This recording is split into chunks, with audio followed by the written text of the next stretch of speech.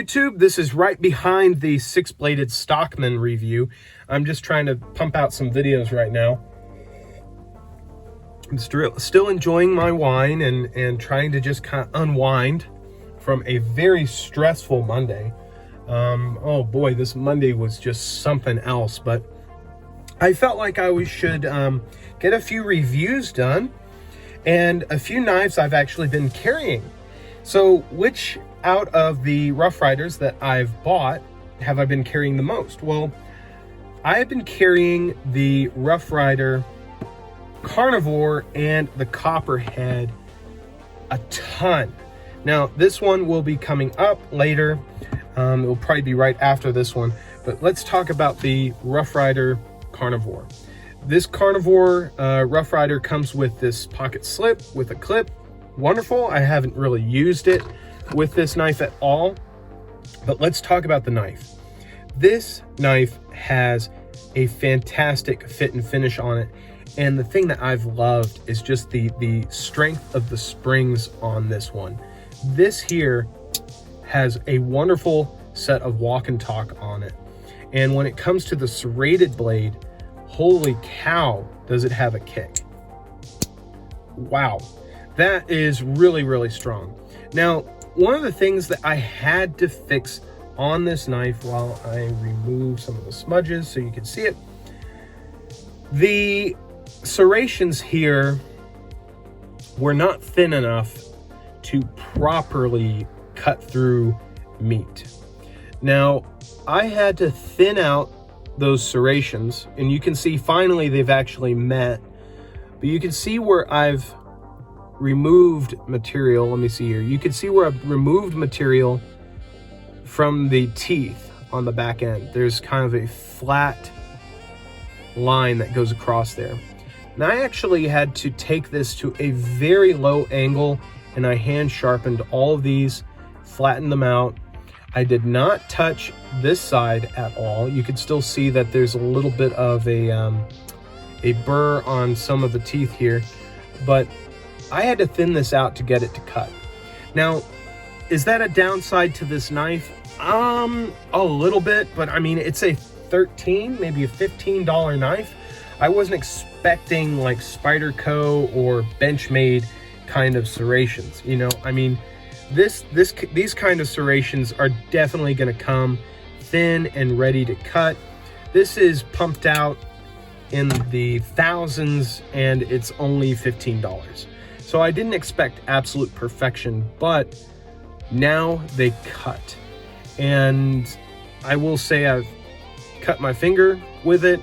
I was preparing some food, and I will say it does a wonderful job when you're cutting down meat. The only issue is that because of this angle here, this is basically going off of a frame of a muskrat bladed knife. And usually with those are just skinning knives, and you're doing a downward cut to skin your muskrat or smaller game, and they just added this serrated blade to it. Well, because of that, when you're cutting into like your meat or your meal, you're not really meeting with your meat with this back end here. The back end, probably this whole inch back here, didn't even touch my steak. It didn't even touch the chicken I was cutting. It didn't cut the sausage. Everything to the tip here was doing all the cutting. And personally, I wish they would just go all the way to the end on this serration so you can get the maximum performance out of this. Now, I mean, if this wasn't canted like this and it was straight on, I probably still wouldn't be able to get it because of just how the knife is shaped. But I was just a little disappointed with it. It just means that these teeth up here are going to get worn down further than these teeth back here. Now, one of the benefits to having this fully serrated blade is that I can cut through cardboard relatively quickly. Packing material has been a breeze to cut through with this. It's been an absolute joy to use, and I've just really enjoyed it. Also, sharpening these teeth up is not a problem. I just sharpen it back here and you're good to go again. And on a polishing wheel, you just go through these teeth and you're good to go. I mean, it really does a great job. It's just with that angle there, it doesn't really cut meat that well when it's on a plate.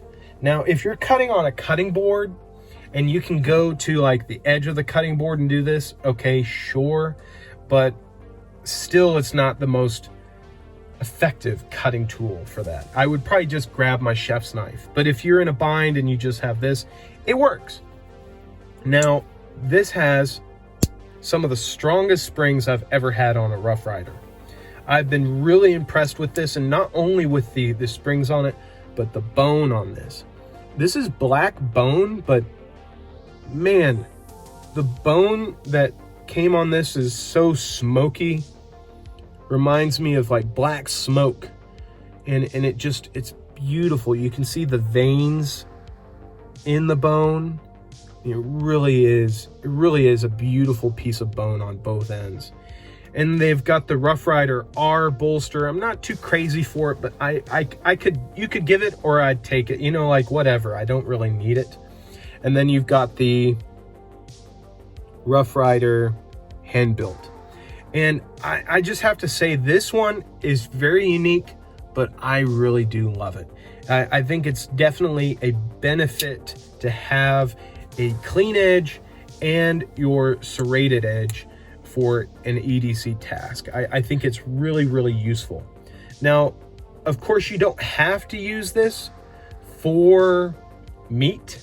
You could use this as a knife that would cut through mostly packing material, or cut zip ties off and then use the other one as maybe your finer cutting task tool. But for me, this is a home run. If you like this knife, I think you should just go ahead and pick one up, because I've been very impressed with it. And it comes with a really nice leather sheath. I mean, this is tough leather. It's definitely going to hold its shape. This is riveted in place, so you have a durable pocket clip there, and it's not going to go anywhere in your pocket. I mean, this is a very strong pocket clip. So definitely a great buy, and I hope you guys enjoyed this little review. It has a few flaws to it, but I think it's definitely a great one to pick up. So till the next video, I will talk to you guys later. Bye-bye.